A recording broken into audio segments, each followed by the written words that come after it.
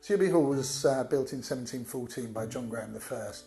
He'd already been living on the estate in a Tudor house that was the manor house for the village, but he pulled it down to build Sewerby Hall as we know it today.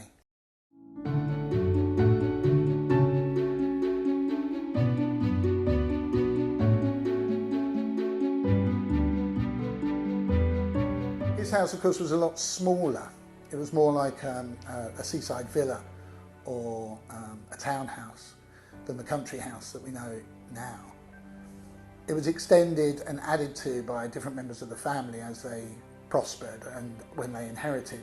Every member of the family seems to want to have made their mark on the place. And it slowly got bigger and expanded, with the wings being added first, then the orangery, the clock tower, which was the stables, and culminated with the addition at the back of the house of a new dining room and new bedrooms, as well as a major modernisation of the building in the 1890s. Yarborough George Lloyd Graham died in the 1920s, and faced with death duties and just the rising cost of keeping a house like this, Yarborough Lloyd Graham, his successor, decided to sell the house, and it was bought by Bridlington Corporation.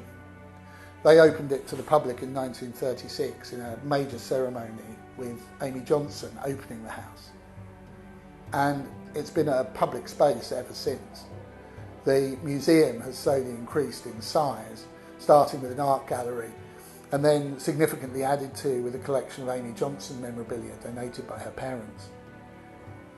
In 2012, we applied for and got a lottery grant to restore the house to the way it had been as a family home around about 1910, and the house opened in 2014, displayed as we see it now. One of the things that we try to do at the house is to make it look lived in and to give people the idea and sense of what the house was like when it was a family home. And one of the ways we do that is by using costume. And as people wander around, they'll see various costumes in the rooms that help to tell that story. We're very lucky. We have a team of volunteers who make the costumes for us. And we also have more volunteers who will dress up and play a part in the house in period costume. The costume itself will probably be in this room. This was the dining room in the original house and is one of the finer 18th century interiors in the building. The dress will be used to interpret this room and to help people understand what they're looking at and bring a touch of the period to this room, a flavour of the period.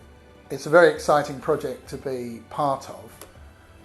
It was wonderful when Callum contacted me and said that he'd like to make a costume for the house.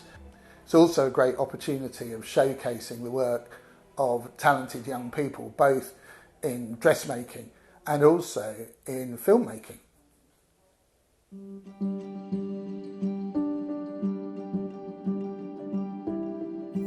So my name's Callum and I'm making the 1714 gown with all the relevant undergarments, and I'm a costume and textile student from the University of Huddersfield. So I initially contacted Robert about a volunteer position working on making something for the hall, and then we had a discussion about sort of where my interests lie and what the hall would like in particular, and we settled on doing an early 18th century gown around 1714 when the house was originally built. And so the majority of the planning for the dress was looking at different books and museum artefacts from various different places to see what would have made up the outfit and the gown and how best to go about it, and deciding the sort of materials that would need to be used. Overall, I think everything went pretty smoothly, besides some fabric delays. But yeah, it was really fun to do, to make something completely accurate to the methods that would have been used, just all sewn by hand using the materials that would have most likely been used if the dress had been made at the time. So the dress is an accurate reflection of what a lady of 1714 would have been wearing at the time. So it's a good educational piece. It has all of the sort of all the undergarments from the shift and the stays up to the silk gown. So it's a good sort of a representation of history, and as well as that, it's just, it looks quite impressive.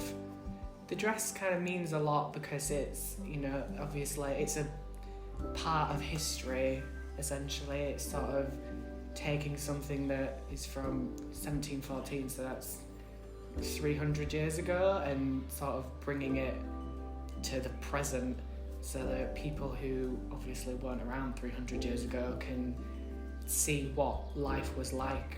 I think that, seeing artefacts and dresses from the period gives sort of a reflection of how people dressed, which influences how they moved and sort of the tasks that they were doing in their day-to-day life. And it's also been a really nice and interesting journey, sort of seeing my own skills develop and sort of exploring different methods that are based in, in history.